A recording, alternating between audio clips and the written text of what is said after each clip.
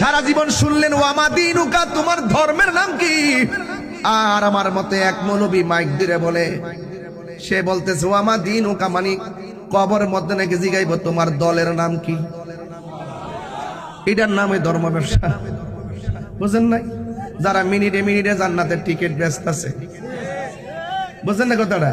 ব্যবসা বুঝেন না তো, এটা ভালো করে বুঝেন, আস্তে আস্তে আরো বুঝবেন।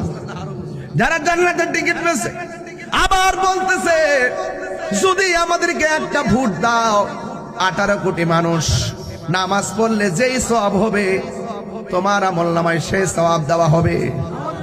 এই কথা কি দলিলের ভিতরে নাকি মন গড়া? এটার নাম ব্যবসা। এরপরে আবার দেখেন, সারা জীবন দেখলাম না সম্প্রীতি নিয়ে কোনো কাজ করতে। সুন্নিরা অনেকবার সম্প্রীতির কথা বলতে বলতে এই পর্যন্ত এসেছে। আমরা মনে করি মুসলমান মসজিদে যায়, হিন্দু মন্দিরে যায়, তাদের পূজা তারা করবে, আমরা তাদেরকে নিরাপত্তা দিব। কিন্তু সারা জীবন যারা হিন্দুদেরকে কথাই বলতো না, তাদের সঙ্গে চলতো না, কিন্তু দেখা যায় তাদের সম্পর্ক নীরবে নীরবে নীরবে নীরবে তারা চলেছিল। কিন্তু যখন দেখলাম এক শ্রেণীর মানুষ পূজার মধ্যে যায় বলে রোজার পূজা এক কথায় এটা নাকি মুদ্রার এপিট আর ওপিট। আমি বলি না, যেই মুদ্রার এপিটও হিন্দু ওই পিঠও হিন্দু, যেই মুদ্রার এপিটও মুসলমান ওই পিঠও মুসলমান। কথা বলেন ঠিক কিনা? এই অপব্যাখ্যাগুলো যারা এইভাবে মানুষের সামনে বলে বলে কবরের প্রশ্ন নিয়ে পর্যন্ত বাণিজ্য খেলা শুরু হয়ে গেছে। এই জন্য আমি বলবো একটু সাবধান থাকা লাগবে।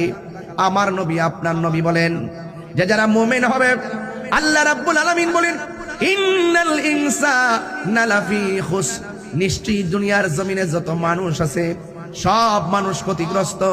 দুইটা কোয়ালিটি যেই মানুষের ভিতরে বাইরে থাকবে সে কোনোদিন ক্ষতিগ্রস্ত হবে না।